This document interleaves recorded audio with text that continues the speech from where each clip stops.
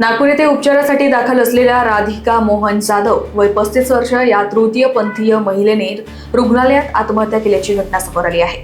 अमरावतीतील railway अपघातात त्यांचा पाय गमावल्याने त्यांच्या पुढील उपचारासाठी त्यांना नागपूर रेफर करण्यात आले होते।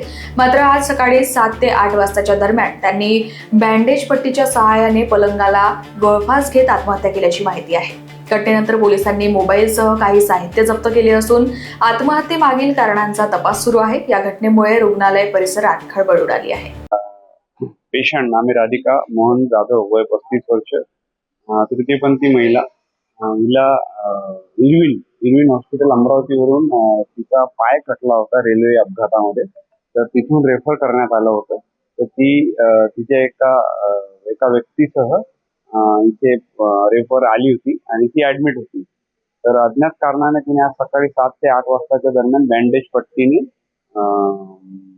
पलंगाला बांधून आत्महत्या केलेली आहे। आणि कारण काय आहे त्याचं आणि तिचा मोबाईल वगैरे आहे त्या गोष्टी जप्त करून तिचा तपास करणार।